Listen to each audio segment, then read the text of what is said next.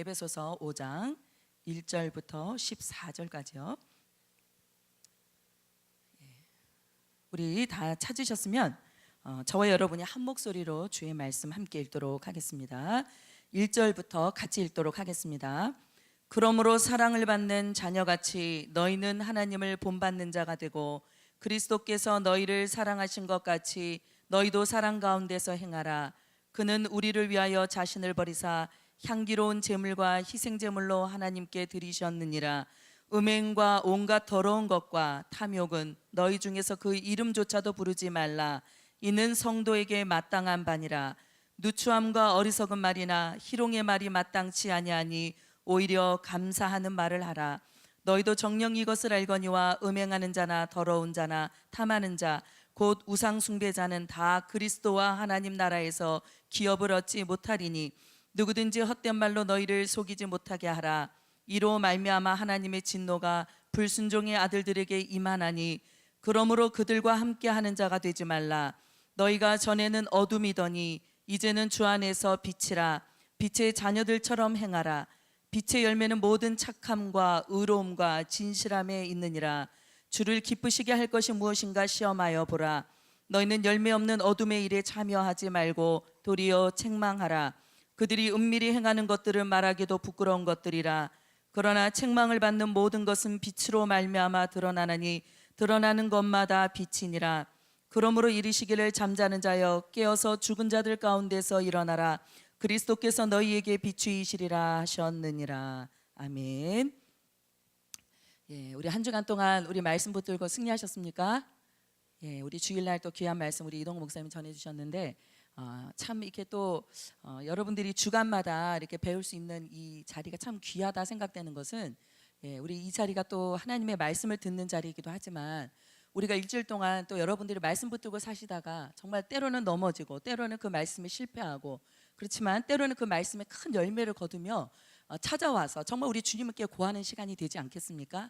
그래서 이 시간 말씀 들을 때 정말 여러분 마음을 여시고 또 여러분의 정말 삶에 여러 가지 하나님께서 뜻하시는 바들을 이 시간 계시해 주실 줄 믿고 이 시간 말씀에 귀를 열어 들으시게 되길 바랍니다. 특별히 오늘은 에베소서 말씀입니다. 여러분 우리가 성경 중에서 특별히 이렇게 짧은 몇 가지의 서신들이 있는데요. 특별히 이 에베소서는 그다지 길지 않은 6장에 걸쳐 있는 그런 성경입니다. 특별히 이 에베소서는 AD 61년쯤에 바울이 에베소 교회를 향하여서 쓴 편지로 일반적으로는 그렇게 알려져 있습니다. 특별히 그 바울이 3차 전도 여행 때 2차에 걸쳐서 3차 전도 여행에 특별히 이 에베소에 머물면서 한 3년 정도 넘게 이곳에서 많은 성도들에게 말씀을 가르치고 또 유대인들의 회당에서 한 석 달 동안 머물러서 그들에게 진리의 말씀 하나님의 말씀을 가르치면서 하나님 나라를 증거하는 이런 모든 사역들을 행하였던 곳입니다. 그런데 이제 이 바울이 나중에 로마의 지하 감옥에 갇혔을 때 그때 그 차가운 그 지하 감옥 아래서 그가 모든 몸이 얽매인 상태에 있었지만 그의 몸과 마음이 얽매인 상태에 있었지만 그 이 에베소에 있었던 그 많은 교회들 또 더불어서 그 주변에 있던 많은 교회들이 이 에베소 교인들을 향해서 썼던 이 서신들을 돌려가면서 읽게 되었다라고 합니다. 그만큼 이 말씀이 굉장히 많은 성도들에게 사랑하는 성경으로 읽어졌는 그런 말씀 중에 하나라고 볼 수 있습니다. 그런데 특별히 이 에베소라는 곳이 과연 어떤 곳인가? 여러분 역사는 어떠한 곳에서 일어납니까? 대부분 전쟁을 일으킬 때 먼저 공략을 하는 곳이 어디냐면 바로 도시입니다. 그 모든 그 나라의 헤게모니와 그 나라의 모든 상업과 그 다음에 교육과 그 나라의 문화와 모든 군사권과 모든 경제권을 쥐고 있는 그런 주요 요충지들을 항상 이 전쟁할 때는 먼저 공략을 하게 됩니다. 마치 그처럼 어떤 그러한 뜻에서였는지 하나님께서는 특별히 이 에베소라는 교회가 어떤 곳에 세워졌는가 보니까요. 에베소는 특히 터키 서쪽 해안 쪽에 있는 항구 도시였습니다. 그리고 동양과 서양을 오고 가는 그 교역로 쪽에서 이 상업이 무역과 상업과 무역이 잘 발달되어 있던 그런 도시 중에 하나입니다. 특별히 이런 곳이 되다 보니까요. 많은 사람들이 오고 가게 되다 보니까 문화의 교류가 이루어지고요.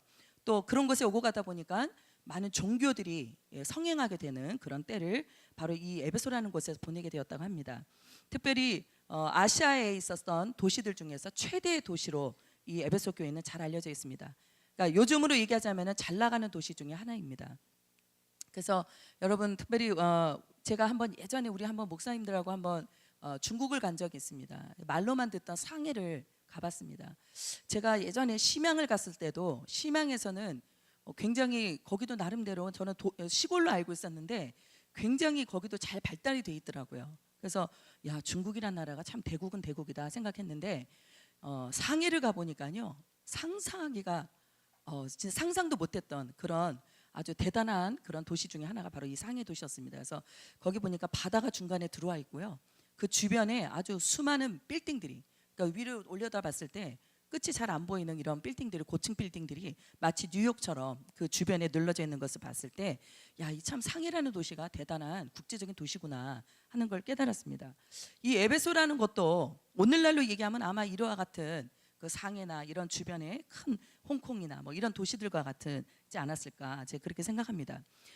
이 에베소에서는 또한 세련된 어떤 그 많은 활발한 도시 움직임이 있었던 것 같아요. 그래서 아까 말씀드렸듯이 많은 사람들이 오고 가는 일들을 통해서 사람들 간의 문화 간의 교류가 이루어졌던 그런 가운데 있다 보니까 특별히 영적으로는요, 마술이나 우상 숭배가 행해졌던 그러한 곳이라고 그렇게 성경을 가르쳐주고 있습니다. 특별히 우리가 사도행전 19장 말씀에 보면요, 어떤 말씀이 나와? 우리 한번 찾아보실까요? 사도행전 19장. 예, 저희가 항상 말씀을 들을 때 보면 성경을 잘 안 찾죠. 그래서 한번 오늘 좀 찾아보도록 하겠습니다. 사도행전 19장 말씀에 보면요, 특별히 이 에베소라는 곳에서 바울이 복음을 전도하다가 일어났던 몇 가지의 일들을 기록해주고 있습니다.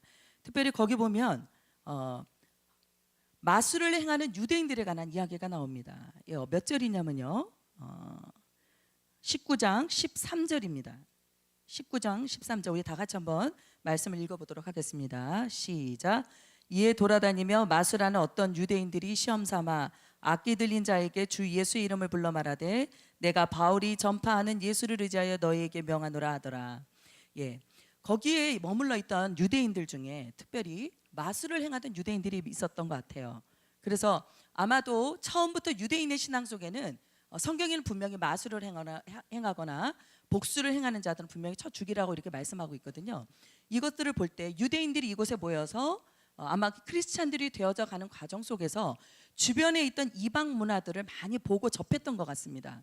그러다 보니까 이 유대인들 중에서도 그들이 하는 마술을 행했던 그런 믿음 없는 그런 사람들이, 믿음에서 떠난 사람들이 있었던 것 같아요. 특별히 그 중에서 제사장 스게와의 7 아들들에 관한 이야기가 나오는데요, 이 바울이 가서 예수의 이름으로 큰 일을 행하고 큰 역사를 이루는 이 모습을 보다 보니까 그들이 뭐라고 얘기하냐면 악기 들린 자에게 예수 이름으로 명하여서 그 악기를 쫓아내고자 합니다. 그랬을 때 이 악기를 들렸던 사람이 이렇게 말을 합니다. 내가 예수도 알고 바울도 알거니와 너희는 누구냐 하면서 그 스게야 7 아들들에게 악기 들린 사람이 뛰어올라서 그를 눌렀다 이렇게 얘기합니다. 바로 이와 같은 그 주변에 많은 이방 문화로부터 타고 왔던 이런 마술을 행하는 것들이 유대인들에게도 심심치 않게 있었던 것 같습니다. 심지어는 제사장 아들들에게도 이와 같은 일이 있었던 걸 볼 때 아마도 굉장히 믿음을 가진 사람들이 그냥 정말 충만한 신앙생활을 하기가 어려웠던 것이 아니었을까 이런 생각을 합니다. 그러던 중에 특별히 바울의 사역은 어떠했는가 보면 그 19장 그 13, 14, 15절 이후에 쭉 보면요, 바울은 특별히 유대인들을 위해서 회당에서 4달 동안 그들의 하나님 나라에 관해서 말씀을 강론했다 이렇게 얘기합니다. 가만 보면 사도 바울은요, 가서 많은 귀신들 쫓아내고 또 때로는 뭐 뱀에게 물려도 끄떡없는 이와 같은 하나님의 기적의 역사를 보여주었지만 대부분의 그 아시아 일대와 그다음 유럽 일대를 변화시켰던 바울의 사역의 선교 사역의 초점은 어디에 있었냐면 하나님의 나라와 하나님의 말씀의 복음을 증거하는 일에 있었다는 것입니다. 여러분, 그래서 우리 지금 직분자들 보면 대부분 여러분들이 많은 사역들을 하시죠. 봉사들을 하시죠. 그 하나님의 교회를 통해서 이루어지는 봉사와 여러분의 사역은 어디에 초점이 맞춰져야 되겠습니까? 하나님의 말씀이 강론되어지는 그 은혜 사역이 기초가 되어야 될 줄 믿습니다. 그래서 여러분들이 정말 교사를 잘 하시려면요, 하나님 말씀의 강론을 들으셔야 합니다.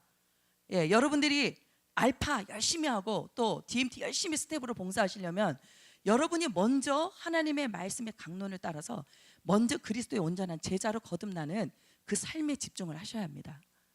우리가 그 말씀을 듣는 자들을 통해서 하나님은 그 안에 주신 복음의 능력이 빛을 발할 수 있도록 복음의 통로를 삼아서 그 사람을 사용하시고 일하신다는 것을 여러분 꼭 기억하시면 좋겠습니다. 바울은 그래서 이 모든 사역들의 집중을 어디다 했냐면 하나님 말씀을 강론하는 것으로 집중하게 되었다는 것입니다. 그랬을 때 어떤 일이 일어났냐면 마음이 굳어서 하나님 말씀에 순종치 않고 이 도를 비방하는 무리들이 있었던 것 같아요.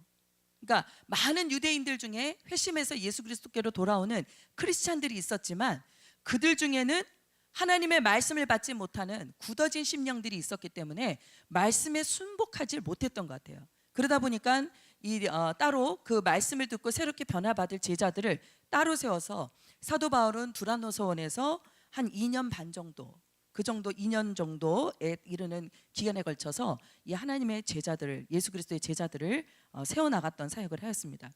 여러분, 에베소서의 사역은 그다지 길지 않아요. 그리고 아주 어떻게 보면은 임팩트한 사역이었다라고 볼 수 있습니다. 그런데 이 사도 바울은 그 2년여간의 제자를 삼는 그 하나님의 말씀을 강론하는 두란노서원의 사역을 통해서 어떤 일이 일어나냐면요, 많은 사람들이 예수를 영접하고 제자된 삶을 살아가던 중에 그 많은 사람들이 아시아 전역으로 흩어져서 이 사람들을 통해서 주 예수 이름을 듣게 되는 구원의 역사가 아시아에 일어나게 되었던 것입니다. 사실은 사도 바울이 선교 사역이 아시아에서도 이루어졌지만 사실은 사도 바울 한 사람보다는 그를 통해서 양육받았던 많은 제자들이, 많은 하나님의 사람들이 번지게 되면서 그곳에 변화가, 참된 하나님 나라의 변화가 일어나게 되었던 것입니다. 제가 이번에 크리스찬 재정 교육을 이제 한번 화요일 날 첫 시작을 하게 됐는데 낮 시간과 저녁 시간에 제가 들어가 봤습니다. 저녁에 만나게 됐던 한 그 강사분과 좀 이런저런 간증을 이야기를 듣게 되었는데요. 참 너무 마음이 기쁘더라고요. 이분이 젊은 청년 때 주님을 만났어요. 그다지 신앙이 깊지 않습니다. 오래지 않았어요. 그런데 이분이 하나님의 말씀을 너무나 귀한 어떤 여러분 잘 아실 겁니다. 샘물교회 그 박은조 목사님 섬기시던 교회에서 지난번에 아프가니스탄에서 큰 사건이 있었죠. 예, 그때 그 아프가니스탄에서 그쪽에서 볼모로 잡혀 있다가 돌아가셨던 그 배 목사님이란 분이 계세요. 근데 그 목사님이 이분의 멘토셨답니다.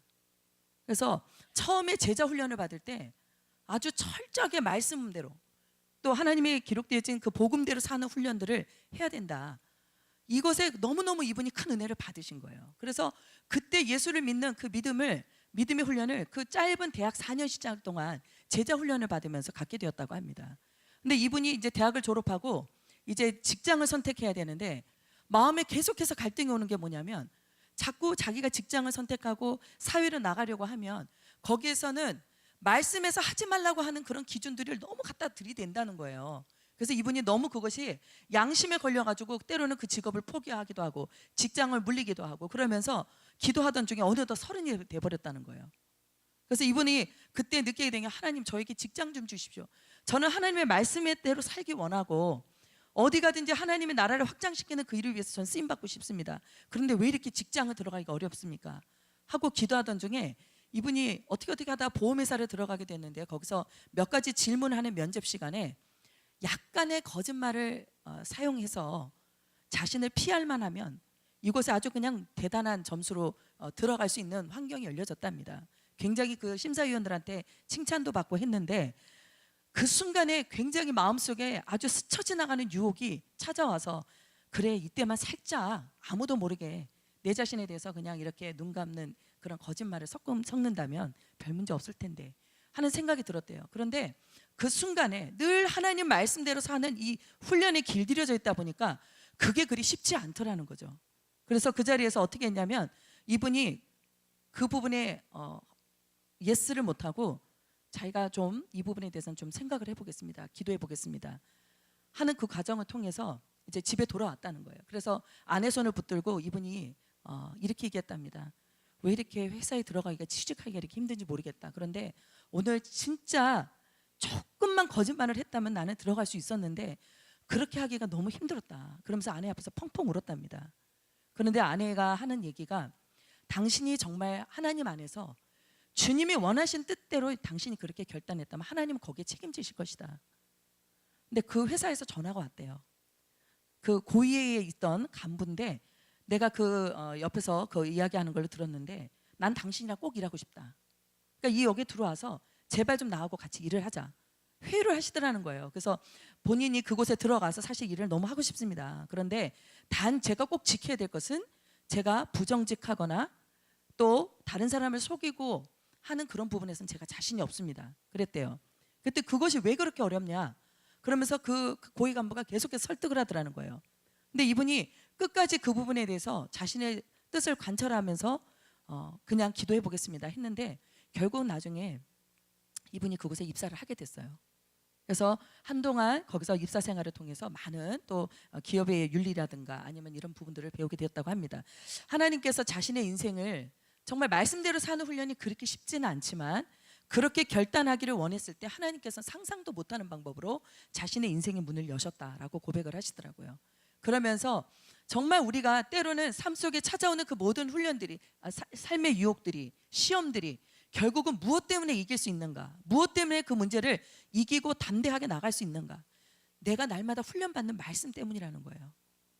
내가 날마다 가르침을 받고 듣게 되는 그 교훈의 말씀 때문에 그렇게 할 수 없는 내 안에 유혹에 연약한 마음은 있고 의지는 약하지만 하나님이 그렇게 도우시더라는 겁니다. 그래서 오늘 특별히 우리 많은 성도들은 이 에베소에 있었던 많은 유대인들처럼 때로는 그 주변에 있는 많은 이방신들이 성행하는 것으로 인해서 또 많은 이방 문화의 그 유혹으로 인해서 자신들의 믿음이 흔들리는 이런 유혹에 넘어지지 말고 하나님의 진리의 말씀 안에 강건하게 서게 되기를 주의 이름으로 축원드립니다. 특별히 아시아에 사던 이런 유대인이나 헬라인들이 특별히 이 사도 바울을 통해서 주의 말씀을 듣게 되었을 때 많은 사람들이 주 예수 이름을 높이는 일이 일어났다고 합니다. 이게 무슨 말입니까? 이 말씀을 배우던 중에 예배가 이루어지게 되었다라는 거예요. 우상 신단지가 많던 그곳에 하나님을 예배하는 예배 처소가 세워지게 되었다는 겁니다. 또 어떤 일이 있냐, 믿는 사람들이 와서 자기의 자복한 일을 자복해서 자기가 이전에 했던 일을 행했던 일을 자복하게 했다는 거죠. 이게 무슨 말이냐면 회개의 역사가 일어나게 됐다는 겁니다. 또 마술하던 많은 사람들이 실질적으로 자신의 마술이 하나님의 거역하는 악행이라는 것을 알고 많은 사람들이 그 마술에 관한 책들을 가지고 와가지고 다 불살았다는데 그것을 나중에 값으로 쳐보니까 은 5만이 넘었다는 거죠. 여러분 실질적으로 죄를 버리게 되는 일들은 이런 하나님의 말씀이 열매 맺는 가운데 이루어지게 된 줄 믿습니다. 우리가 하나님께서 바울이 또한 그 말씀을 증거하던 중에 어떠한 성령이 함께 하신 중에 어떤 일이 일어났냐면 능력을 행하게 됐어요.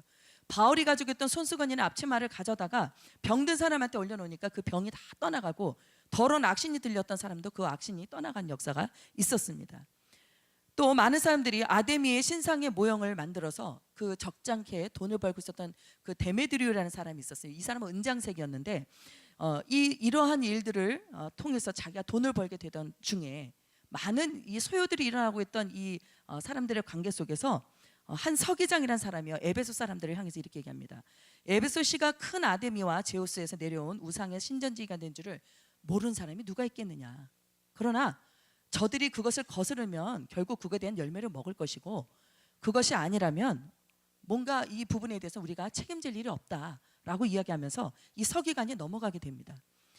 우리 하나님께서 함께 하시던 중에 많은 일들이 일어나게 되지만 때로는 빛의 역사도 일어나지만 때로는 어둠에 정말 그 어둠을 좋아하고 어둠에 참여하는 것에 늘 습관적으로 살았던 많은 사람들이 여전히 죄를 버리지 못하는 이런 일들이 있었던 것 같습니다.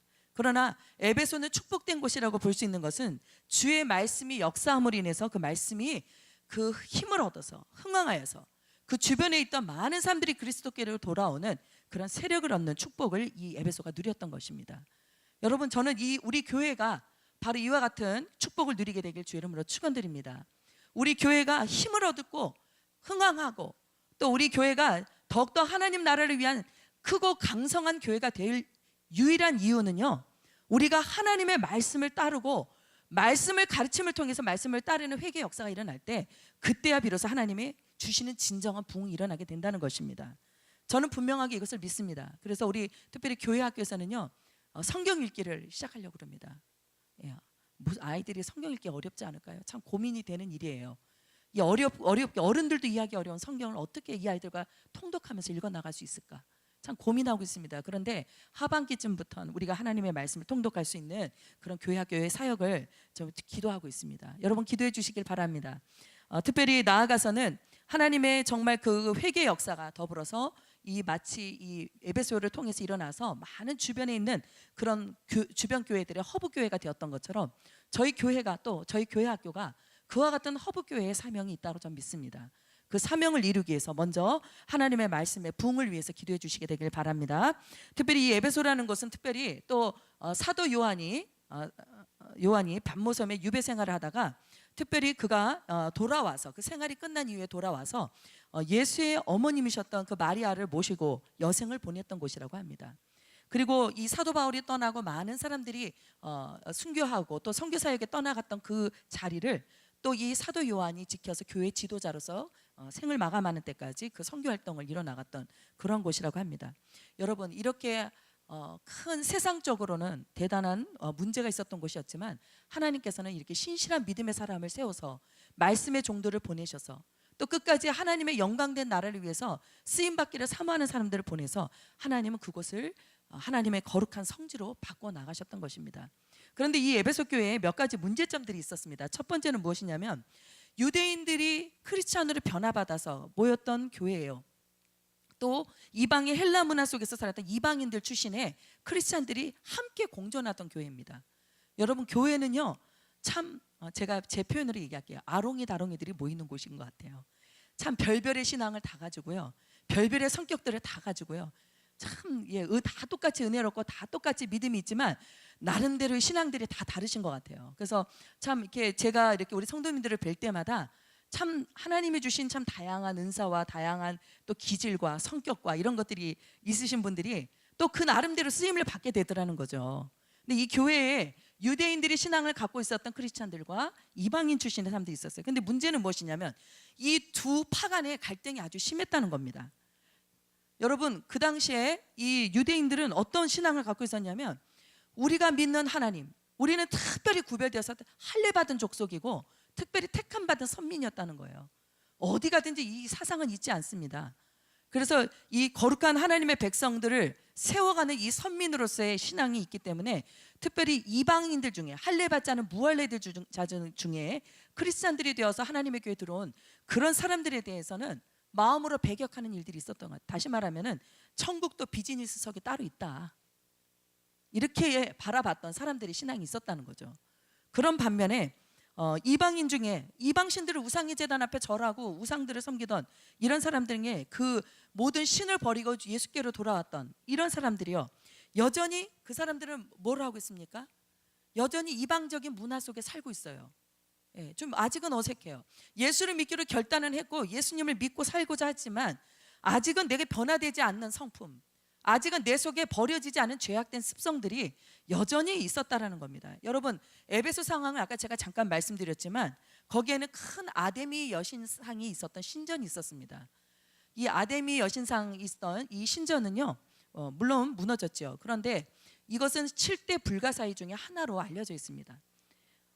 크기로 보자면 아테네, 오늘날 존재하고 있는 신전 중에 아테네의 파르테논 신전이라고 있습니다. 그것은 아주 거대하고 웅장하고 아름다운 그러한 신전인데 그 신전보다도 4배나 클 정도로 대단한 규모를 갖고 있었다고 합니다. 그 당시에 영향력, 그러니까 다시 말하면 이방 신들의 제단으로서 영향력이라고 한다면 이 아테네에 있는 파르테논 신전보다도 훨씬 더 막강했다는 거죠. 거기 있던 그 여신상을 보면요 유방이 24개나 달려있대요. 그러니까 다시 말하면 많은 젖줄을 상징하는 그 유방을 통해서 많은 풍요를 가져다주는 신들로 그렇게 모셔졌다라고 얘기합니다.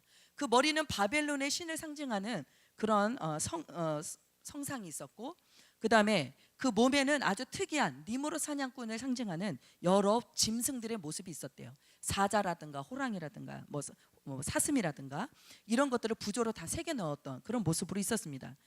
근데 그 당시에는요 이 신상을 특별히 섬기던 많은 그 사제들이 있었는데 여성 사제들이 흰 옷을 입고 이 아데미 신전 앞에 나아가서 제사를 드릴 때는 이 사제들이 앞에 나갑니다. 그러면 뒤에는 이 사람들과 몸을 썩는 남자 사제들이 뒤에 하나씩 서요. 그리고 이 사람들이 그 크레데 그 항로라든가 그 도로를 쭉 돌아다니면서 이 신상이 지나갈 때는 많은 사람들이 나와서 그 신상들을 향해서 부르짖습니다. 특별히 그 총독, 에베소에 있는 총독의 관저를 지나갈 때는 그 총독이 그 관저 밖으로 나와가지고 여신상 앞에 고개를 내려서 절을 했다는 거예요. 그리고 나서 경의를 표하면 이 신상이 지나가서 결국은 나중에 그 해안가 쪽에 나오면 그곳에 있는 많은 황소들의 고환을 24개를 잘라가지고 그 신상의 목에다 걸어주고, 그리고 주변에 있는 많은 남자 사제들이 그 고기들을 가져다가 먹으면서 그렇게 제의를 지냈다고 합니다. 제가 왜 이렇게 장황하게 이야기를 하느냐, 이것이 그 당시에 많은 사람들한테는 절대적으로 중요한 제사였습니다. 여러분, 이런 것들이 그렇게 대단하게 많은 주변의 도시에 영향을 줄 정도로 이루어졌다면, 여러분 거기서 이제 간 예수 믿은 사람들이 이런 것들에 대해서 단번에 그것을 버리고 떠나갔겠습니까? 그렇지 않을 거라고 생각해요. 저는 하나님도 섬기고 또 이방신도 섬기는 이 두 가지 행위를 같이 행하고 있지 않았을까, 전 그렇게 생각합니다. 그러나 이 크리스찬들 중에는 이제는 바른 신앙생활을 가지고 바른 믿음을 갖지 않으면 이제는 이 사람들이 그리스도 안에 있다 할지라도 영원한 하늘에 속한 신령한 법과 그 하나님의 나라의 축복을 받을 수 없다라는 결론하에서 결국은 이 사람들을 어떻게 세상 속에서 예수 믿는 사람으로 합당하게 살아야 될지에 대해서 이제 본격적으로 가르쳐줘야 될 그런 이유가 생겼던 것입니다. 그래서 특별히 사도 바울은 기독교의 근본적인 교리를 세 가지를 통해서 이 에베소서에서 기록해주고 있습니다. 첫 번째는 내가 받은 구원이 무엇이냐를 가르쳐주고 있습니다. 여러분, 구원이 흔들리지 않는 그런 성도야말로 끝까지 우리가 구원받을 만한 믿음을 지켜나가는 성도가 될 줄 믿습니다. 여러분, 내가 받은 구원이 확실해져 가고 있습니까? 기도가 식어지면요, 제가 구원 받았는가 안 받았는가 막 이게 아리까리해진다라고도 하던 분들도 있더라고요. 내가 예수 안에서 영원한 인침을 받음으로, 성령의 인침을 받음으로 하나님의 영원한 권속이 되었고 하늘의 시민이 되었다는 이 분명한 구원의 확신을 가지고 나가시게 되길 바랍니다. 그런데 바로 내가 받은 구원이 무엇인가, 얼마나 이것이 변질될 수 없는 것이고 얼마나 흔들릴 수 없는 것인가를 에베소서의 초반절에 기록해 두고 있어요. 두 번째는 구원받은 백성들이 모인 교회가 무엇이냐, 이것에 대해서 에베소는 가르쳐주고 있습니다. 그래서 교회라는 것이 어떤 곳이냐, 이 모든 예수를 믿고 죄악을 버리고 하나님의 그 크신 사랑으로 인해서 긍휼하심을 입고 예수 그리스도의 죽으심으로 말미암아 허물의 사함을 입은 모든 사람들이 모여서 이제 성령이 하나 되게 하시는 그 거룩한 무리들이 모인 것이 바로 교회다. 그래서 이 교회는 예수가 머리가 되시고 만물이 머리가 되시는 예수께서 이 교회의 머리가 되시고 또 교회는 예수의 몸을 이루게 되는 곳이다 하고 분명하게 교회라는 것을 가르쳐주고 있습니다. 여러분, 교회는 영원부터 영원까지 주님과 더불어 함께할 줄 믿습니다. 교회는 없어지지 않아요. 여러분, 교회가 욕을 먹는 때입니다. 크리스찬들이 개독교라고 욕을 먹고 있는 때이지만 하나님은 자신 스스로의 영광을 지켜나가실 수 있는 전능하시오 또 전지하신 하나님이신 줄 믿습니다. 그렇기 때문에 교회는 무너지지 않습니다. 분명한 것은 구원받은 크리스찬들이 이 하나님의 교회를 어떻게 섬기느냐가 중요한 것입니다. 또 구원받은 크리스찬들은 어떻게 살아야 하느냐, 우리가 4장 17절부터 보면 바로 이 성도들의 합당한 삶에 대해서 얘기해 주고 있습니다. 여러분, 오늘 우리 함께 읽었던 다시 한번 에베소서의 말씀으로 돌아오도록 하겠습니다. 에베소서 5장의 말씀에 보면 첫 번째, 그러므로 사랑을 받은 자녀같이 너희는 하나님을 본받는 자가 되라, 이렇게 얘기합니다.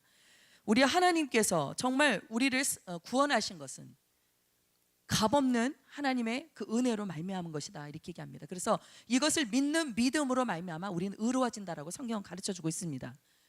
아무 우리의 행위나 공적이나 우리의 공로나 우리의 노력이 아닌 하나님의 완전하신 의로, 하나님의 완전하신 적극적인 그 큰 사랑으로 우리는 값없이 구원함을 얻었다, 이렇게 성경은 선언해주고 있습니다. 여러분, 마틴 루터 잘 아시죠? 잘 모르시네요.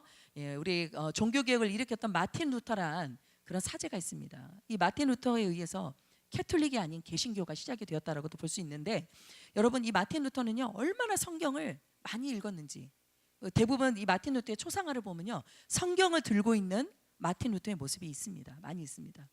그런데 이 성경을 왜 읽었는가 한번 이렇게 쭉 보니까요, 마틴 루터는 자신이 그 어거스틴 수도회에 수도승으로 들어가면서 뭐를 했냐면 마음속에 늘 자신의 죄의 문제와 씨름했던 것 같아요. 내가 이 모습 이대로 살다가 구원을 못 받겠다.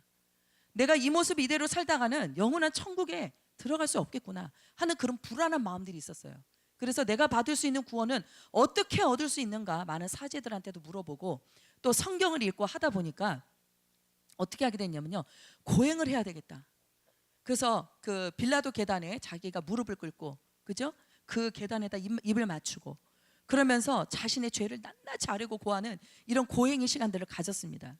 심지어는 자기 몸에, 여러분 아시죠? 이게 수도승 사제들이 대부분 자신이 게을러지지 않도록, 자신의 영이 이렇게 잠들지 않도록 하기 위해서 이게 자신의 몸을 때리는 행위도 했다라고 하더라고요.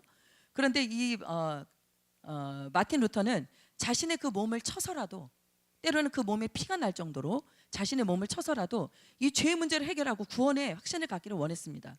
그래서 때로는 많은 그 주변에 있는 사제들이 기록하기를 길 통로를 지나가다가 이 금식하고 또 줄이고 자신의 죄의 문제를 고행을 통해서 어떻게든가 좀 다뤄보려고 했던 이 사제 마틴 루터가 쓰러져 있는 모습들을 적지 않게 봤다고 그래요. 그런데 결국은 이 마틴 루터가 자신의 그 죄의 문제를 어떻게 해결하게 됐는가? 여러분, 결국은 그의 그 고백 중에 어떤 고백이 있는지 한번 제가 좀 읽어드리도록 하겠습니다. 무엇보다도 자신의 그 속에 있었던 그 죄의 문제로 인해서 막 씨름할 때 어떤 말씀을 이야기했냐면, 그 말씀들이 내 마음속에, 내 안에 들어오기 전에는 나는 하나님을 미워하며 하나님에 대해서 화를 냈다.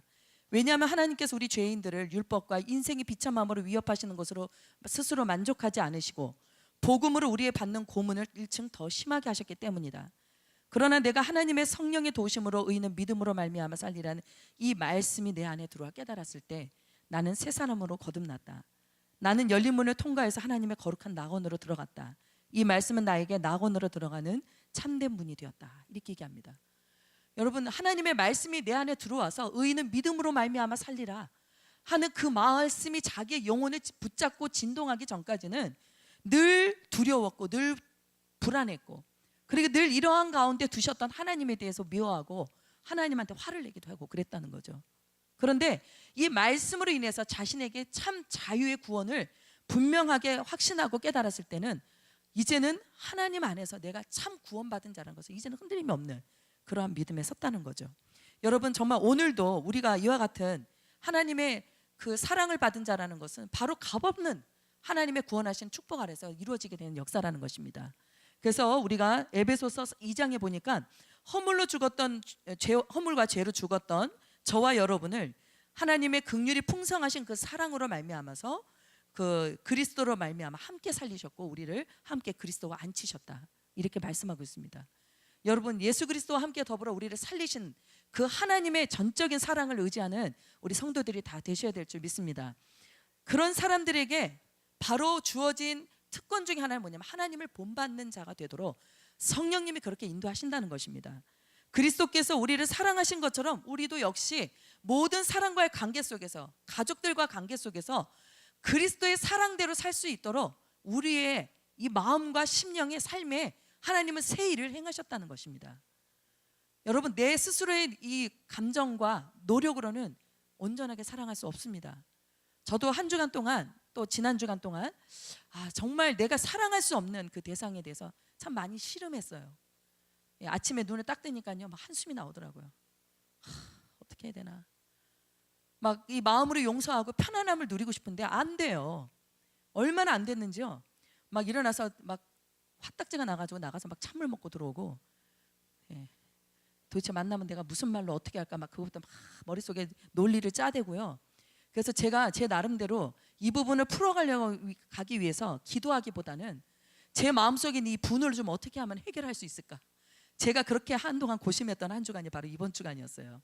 그런데 하나님께서요, 정말 어떤 그 크라운 재정교실에 어떤 한 예가 있었습니다.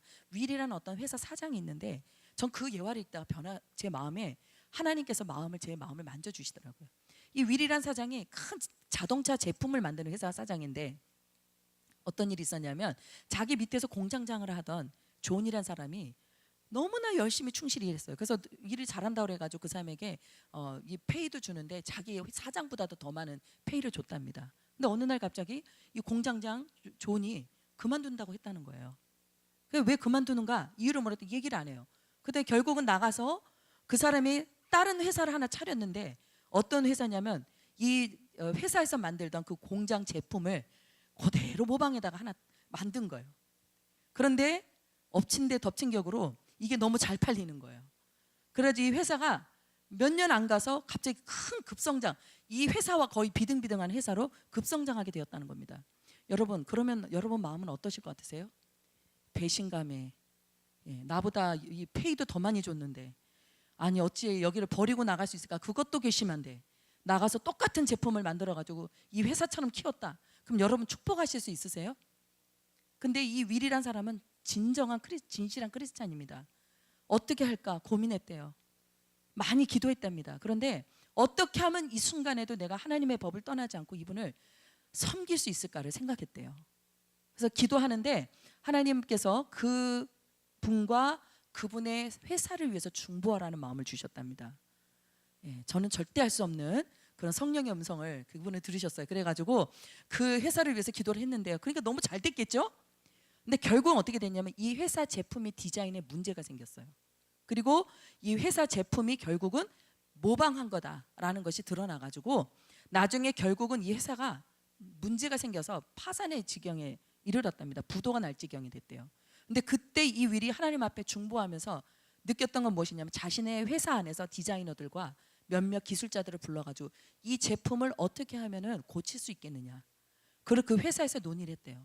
그래가지고 그 제품을 새롭게 바꾸어져서 리뉴얼해서 그 회사에다가 정보를 주었다는 겁니다. 여러분, 악을 이기되 선으로 악을 이기는 그저 말씀의 순종이었던 것 같습니다. 근데 그게 잘 안 돼요. 우리 하나님의 말씀 앞에 선다는 것이 이만큼 어렵습니다. 그러나 하나님의 사랑이 우리 안에 더욱더 충만해지고 또 그분을 통해서 그리스도의 사랑이 무엇인지를 보게 되니까 그때야 제 마음에 꼭 굳어져 있던 이 마음들이 조금씩 녹아지면서 제 마음에 내가 어떤 동기 안에서 이렇게 분노하고 있는가, 내가 뭐 때문에 이 사람을 용서하지 못하고 있는가, 이것들에 대해서 자꾸 살펴보게 되더라고요. 자존심이 상했더라고요. 제가 자존심이 상했고 내 권위를 무시한 것에 대해서 굉장히 화가 났고, 그래서 제가 더 이상 일을 하지 못하겠다, 같이 못하겠다 막 이런 생각을 품다가 하나님께서 그게 아니다, 아직도 역시 제 자신이 얼마나 내중심적인 사람인가를 보게 하시고 제 마음 안에 하나님께서 문을 두드리시는 과정이 있었습니다. 우리가 정말 이런 가정 안에 정말 그리스도의 사랑으로 변화받는 삶을 살아가시게 되길 바랍니다. 근데 그러한 사람들에게 몇 가지 크리스찬의 의무가 있답니다. 첫 번째는 음행을 버리라고 말씀하세요. 여러분, 음행의 문제는 오늘날 대부분은 다 세상에선 그럴 수도 있지로 인정하는 죄입니다. 수많은 크리스찬들도 이 음행의 문제에 대해서 그다지 예민해지지 않는 때가 바로 이때인 것 같아요. 남이 하면 불륜이고 내가 하면 로맨스다라는 그런 우스운 말이 있듯이요. 끝까지 죽을 때까지 헷갈리는 죄가 바로 이 음란죄랍니다. 내가 하고 있는 게 음란은 아니야. 아주 로맨틱한 거지, 사랑이지. 이것에서 또 하나님이 정하신 죄에서 왔다 갔다 하는 것이 바로 이 음란죄랍니다. 그런데 한번 여러분에게 한번 이분에 대한 이야기를 하고 싶어요. 어떤 장로님이 교회에 계셨는데요. 그 장로님이 너무너무 많은 사람들, 성도들한테 그렇게 좋은 영향력 있는 장로님이셨대요. 경건으로 아주 무장되신 분이래요. 근데 이분이 하신 얘기가, 자기 부인이 이렇게 교회 나갈 때 차림새가 좀 야하다 그러면 치마 빨리 길게 입어라, 그리고 조금 애교 머리를 내리면 갖다 핀 당장 꽂아라 막 이래가지고 그 교회 나가는 그 아내에 대해서 아주 단도리를 하시고 이러셨던 분이래요. 그래서 누구도 그분의 그 경건 생활에 대해서는 의심하지 않았던 분인데, 여러분 놀라운 건요, 그 장로님의 애인들이 있었대요. 애인이 아니라 애인들이 계셨대요. 그런데 그 애인들이 저기 먼 다른 교회가 아니라 바로 그 교회에 계셨대요. 그분의 그 경건이 너무 멋져가지고 숨은 애인들이 그리 많으셨답니다. 이게 실화랍니다, 여러분. 저도 믿을 수가 없는데 바로 이 음란과 음행이라는 문제는요, 우리에게서 왜 그렇게 그다지 다루어지기가 왜 힘들까? 왜 이 문제가, 우리가 하나님 앞에 이 문제가 왜 치유받기가 그렇게 힘들까? 이게 사실 드러내기가 너무 수치스러운 죄예요. 힘든 죄입니다. 왜? 우리 거룩함과 경건과 나의 그 아주 점잖함으로 포장되기가 쉬운 죄가 바로 이와 같은 죄의 문제라는 거죠. 근데 분명히 고린도전서 6장 18절의 말씀에 뭐라고 얘기하냐면 음행을 피하라. 사람이 범하는 죄마다 몸 밖에 있거니와 음행하는 자는 자기의 몸에다 죄를 범하는 거래요.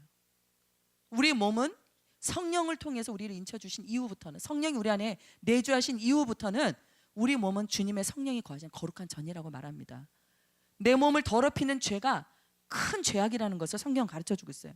고린도전서 10장 8절에 어떤 얘기를 하냐면 출애굽기 32장의 말씀을 빗대어서 어떤 사람들이 음행을 하다가 하루에 2만 3천여 명이 다 하나님 앞에 죽게 되었다. 그래서 그들과 같이 음행하지 말라고 분명히 고린도전서는 교인들을 향해서 말씀하고 있습니다. 또 7장 2절에 보니까 음행을 피하기 위해서는 남자마다 자기 아내를 두고 여자마다 각각 자기 남편을 두라. 음행의 문제가 이 믿는 자들에게도 너무나 이게 큰 죄악의 문제이기 때문에 이런 문제를 금하고 이 부분을 대해서 방지하기 위해서 하나님은 가정을 이루게 하신 것 같아요. 아멘. 예. 가정이 여러분의 모든 음란과 음행의 죄를 피하도록 하기 위해서 하나님이 제정하신 곳이라고 얘기합니다. 예. 저처럼 특별한 사람도 있어요, 여러분. 예. 하나님은 여러분의 삶을 통해서, 가정을 통해서 하나님의 거룩한 의를 이루길 원하십니다. 하나님의 거룩한 나라가 세워지는 것은 대단한 것에서부터가 아니라 여러분 한 사람의 몸을 거룩하게 지키는 것, 또 여러분의 부부간에 또 서로가 연합해서 서로가 죄를 범치 않도록 지켜나가는 그 거룩한 가정을 세워가는 것이 바로 하나님의 나라를 세워가는 것입니다. 우리 하나님의 말씀에 호세아서 9장 1절에 보니까 이스라엘아 너는 이방 사람처럼 기뻐 뛰놀지 말라. 내가 음행에서 내 하나님을 떠나고 각 타작마당에서 음행의 값을 좋아했느니라. 이스라엘의 가장 큰 죄악을 호세아 선지자를 통해 지적하실 때 음행의 죄를 말씀하여 주셨습니다. 여러분, 우리 하나님의 백성으로 살아가는 삶 속에 여러분 음행의 문제가 얼마나 크고 작게 많습니까? 이러한 죄악을 담대하게 버리시게 되길 바랍니다. 더러운 것, 성경은 더러운 것에 대해서 이것저것 말씀 많이 하고 계시지만 말세 때 이르는 징조가 되는 많은 죄악의 것들을 더러운 것이라고 말합니다. 그 중에 특별히 탐욕은요, 우상 숭배와 같다라고 얘기합니다. 하나님의 그 마음에 계시지 않음과 같다, 이렇게 탐욕을 이야기하고 있습니다. 예, 우리 그리스도인들 중에 탐심이 찾아오고 탐욕이 오면요, 우상 숭배하는 신앙으로 넘어갑니다. 여러분, 그래서 세상의 것을 너무 탐내시지 않게 되길 바랍니다. 절제하고 여러분의 것을 있는 것에 자족하고, 그래서 되도록이면 다른 것을 자꾸 탐하는 이런 것이 있다면 그 문제를 놓고 좀 기도하시면 좋을 것 같아요. 예, 저는 굉장히 제 자신이 좋아하는 것 중에 하나가 옷이에요. 예, 그래서 옷 좋아하는 거를 참 놓기가 쉽지 않더라고요. 그래서 요즘에는 참 기도 많이 하고 있는데요. 여러분들 정말 하나님 앞에 각자의 이런 대상들이 있고 문제들이 있으리라고 생각합니다. 우리 하나님 앞에 절제할 수 있는, 또 그리스도 안에서 자기의 탐심을 따라 탐욕을 따라 살지 않을 수 있도록 자기 자신을 지켜나가는 삶을 살아가시게 되길 바랍니다. 오늘 이와 같은 음행하는 자, 더러운 자, 탐하는 자들, 우상숭배자들은 하나님 나라에서 기업을 얻지 못한다. 예, 이 다시 말하면 영생의 복과 하나님 나라의 영광된 기업의 축복은 없다, 이렇게 말합니다. 이 땅에서 누릴 거 다 누렸으면 하나님 앞에서는 영광된 예비된 기업이 없다, 이렇게 얘기합니다. 하나님 앞에 정말 우리 삶 속에 주시고자 하는 것은 하나님이 하늘에 속한 신령한 복과 더불어서 이 땅의 것도 주신다고 말합니다. 우선순위가 뒤바뀌지 않아야 합니다. 하늘의 신령한 것을 더 사모하시게 되길 바랍니다. 영적 유산을 찾고 영적 자산을 세워가는 여러분의 삶의 규모가 회복되시길 주의 이름으로 축원드립니다. 이때 고린도후서 4장 4절에서 6절까지 보니까 우리 하나님께서 예수 그리스도 안에 있는 그 하나님이 주시고자 하는 것들 중에 특별히 하늘에 속한 모든 신령한 복은 어떨 때 주어지는가 보니까 너희가 전에는 어둠이더니 이제는 주 안에서 빛이라, 빛의 자녀들처럼 행하라. 빛 가운데 행하는 자녀들에게 약속된 축복인 줄 믿습니다. 그래서 제가 여러분에게 한 분에 대한 이야기를 좀 나누고 싶어요. 한원태라는 한 분이 있습니다. 어떤 모 은행의 그 청원 경찰이었대요. 그런데 IMF 당시에 은행들이 문을 많이 닫았잖아요. 그런데 이 한원태라는 분이 그곳에 섬기셨는데요. 창구를 보니까, 이거 다 TV에서 나왔던 이야기예요. 창구에 서 있는 많은 그 고객들이 사실 그 줄을 지어서 거기서 서 있어야 되는데 거기가 아니라 이 사람 앞에 줄을 서고 있더라는 겁니다. 그래서 나중에 가서 리포터가 그 사람이 왜 이 사람들 앞에 서 있는가를 물어봤더니 워낙 이 청원 경찰이었던 이 사람이요, 삶과 행실이 너무나 많은 사람들한테 덕이 되는 거예요. 그래서 많은 사람들이 그 주변에서 장사를 하고 상거래를 하던 많은 사람들이 이 사람에 대한 소문을 듣고요, 이 사람과 만나고 싶어서 그곳에 왔다는 거예요. 그리고 그분과 그분에 대한 이야기를 듣고 그분의 친절과 그분의 섬기는 이 모든 이야기가 입술로 전달이 되면서 결국 어떻게 되냐면 은행 거래처를 바꾸는 거예요.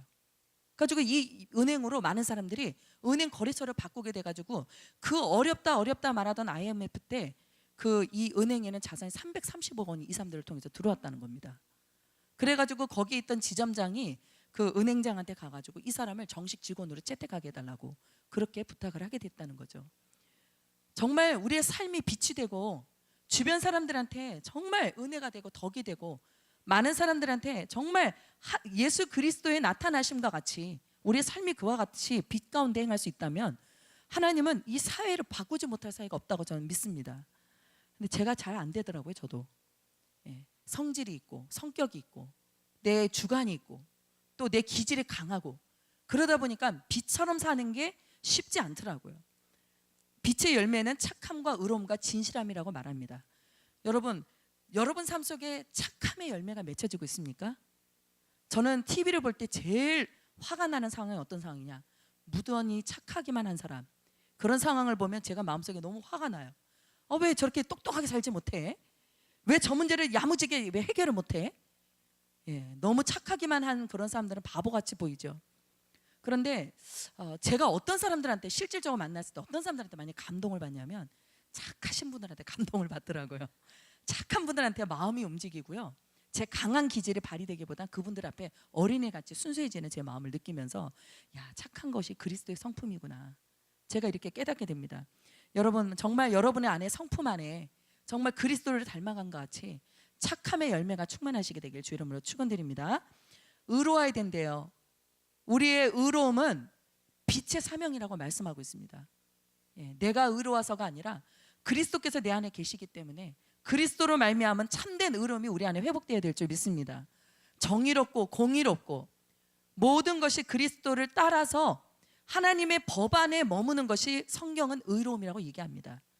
또 성경은 분명히 가르쳐 주기를 그리스도를 믿는 온전한 믿음 안에 거하는 것이 의로움이라고 말씀하고 있습니다. 믿음을 가진 사람은 의로운 삶을 살아가게 될 줄 믿습니다. 우리 하나님께서 정말 의의 열매들을 거두는 때가 반드시 오는데 그때는 우리 하나님 앞에 책망을 받는 모든 것은 다 빛으로 드러난대요. 그런데 그 드러나는 것마다 다 빛이다. 성경 오늘 분명히 그렇게 가르쳐주고 있습니다. 거만한 자를 책망하지 말라. 때로는 그가 너를 미워할까 두려우니라. 지혜 있는 자를 책망하게 되면 그 사람은 너를 사랑하리라.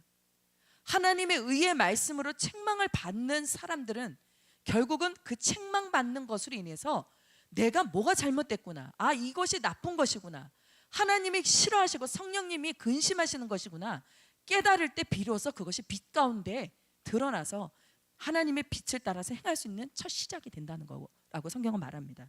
그래서 책망을 많이 받는 것을 두려워하지 말으시게 되길 바랍니다. 요한계시록 2장 4절에 보니까 너를 책망할 것이 있나니 너의 처음 사랑을 버렸느니라. 이 에베소 교회에 있었던 문제 중에 하나는 무엇이냐면 그 3장에 있는 말씀처럼 에베소 교회는요, 그 니골라당의 교훈에 빠져 있는 사람들을 정확하게 지적을 해냈어요. 다시 말하면 이단의 교훈에 빠져 있는 많은 사람들이 진리를 버리지 않도록 잘 잡아가고 또 실질적으로 에베소 교회에 있는 많은 우상에 빠져 있던 사람들의 그 우상들을 다 제거하는, 그죠? 그런 바른 신앙과 뜨거운 신앙들이 있었습니다. 오늘 성경의 그 첫 시작은 사랑이라고 말했어요.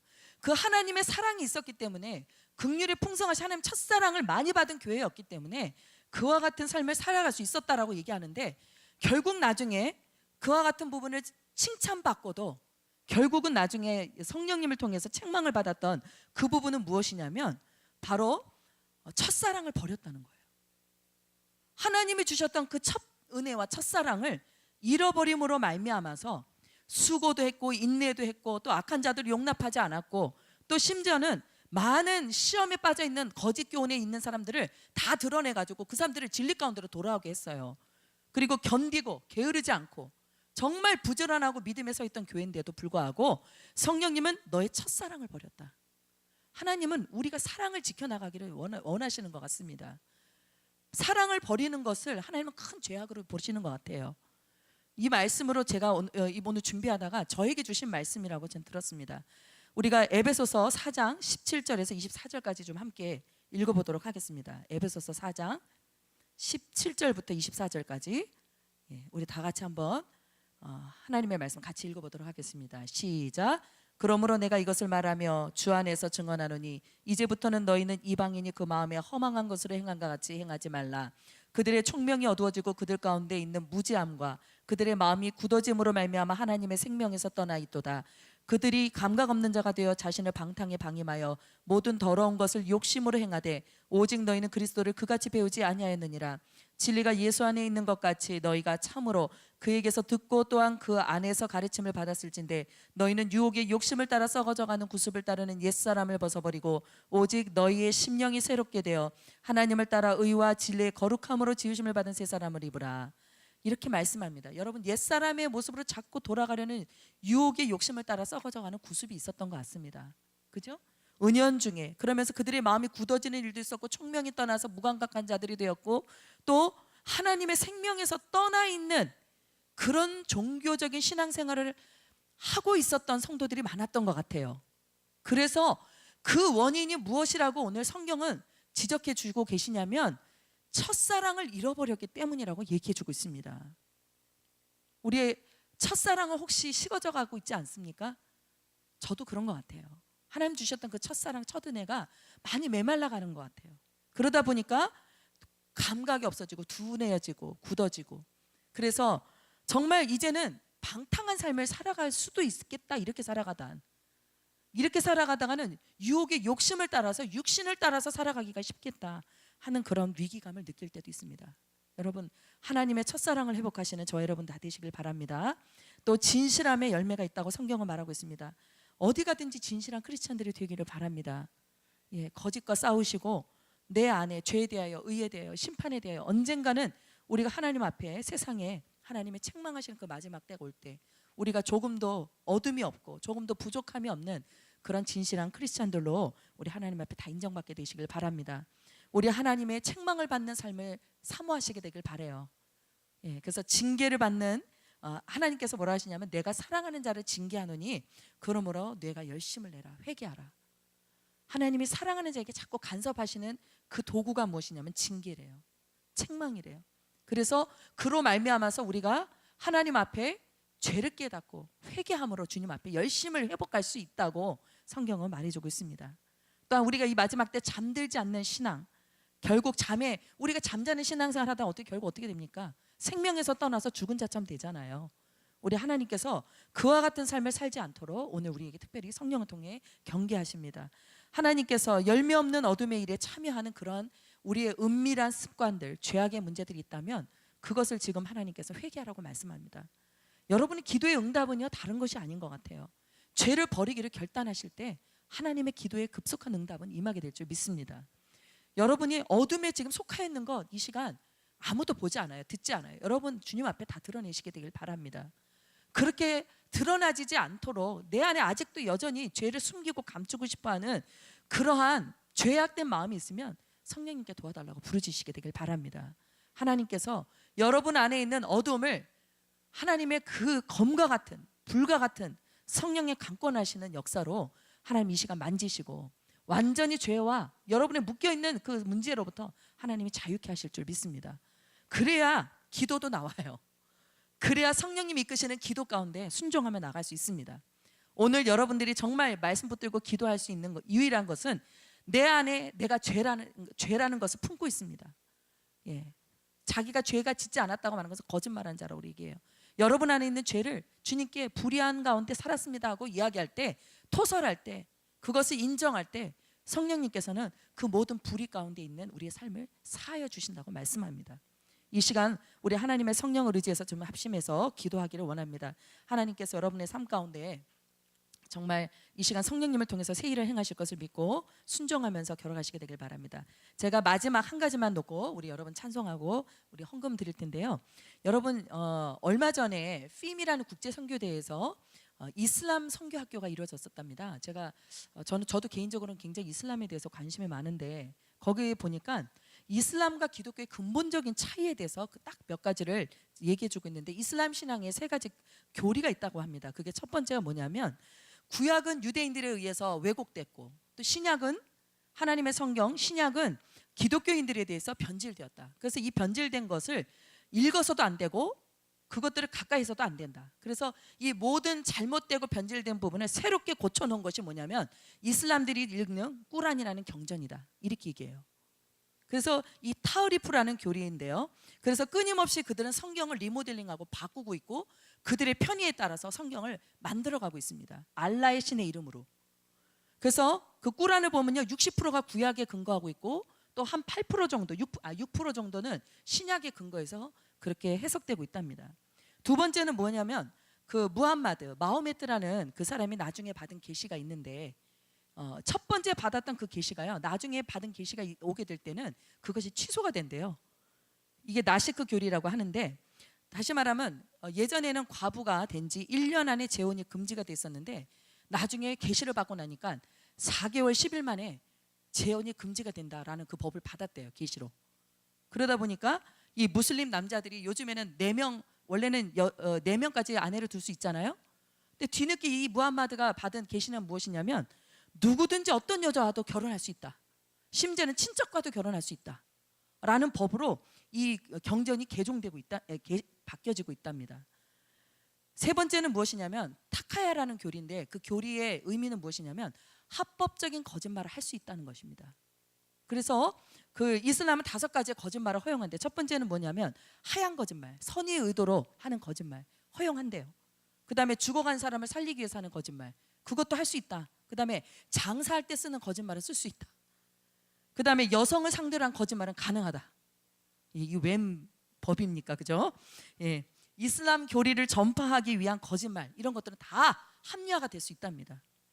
여러분, 거룩한, 정말 지금 이 시대가 이슬람으로 포교화가 되어서 이슬람의 선교가 적극적으로 이루어진 때입니다. 그죠? 이런 이슬람의 경전 안에는 말도 안 되는 이러한 법들이 있어요. 교리가 있어요.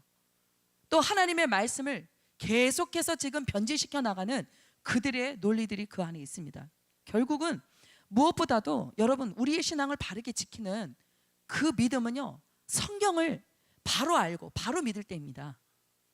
성경을 바로 믿고 바로 행할 수 있는 것에 그리스도인의 능력이 있습니다. 저희가 그 말씀을 붙들고 살아간다면 이슬람의 악한 어둠의 교리들은 예수 이름 앞에 무너지게 될 줄 믿습니다. 이슬람 안에 기적들이 많이 일어나고 있대요. 포교도 많이 되고 있지만 그 안에 사람이 할 수 없는 기적과 같은 하나님의 구원의 역사가 일어나고 있답니다. 그래서 여러분, 정말 이 시대에 예수 그리스도를 믿는 우리 모든 성도들은 복음을 바로 붙들어야 될 줄 믿습니다. 말씀을 읽으십시오. 성경을 아십시오. 아는 것에서 더 나아가서 믿고 성경을 가르치고 성경이 기록된 대로 가르쳐서 많은 사람들이 이 세상 풍조와 또 헛된 교훈에 빠지지 않도록 여러분 말씀으로 경계하고 가르치는 그리스도의 사람들로 살아가시게 되길 바랍니다. 하나님께서 큰 우리에게 구원의 축복과 또 선교의 기름 부음을 주실 줄 믿습니다.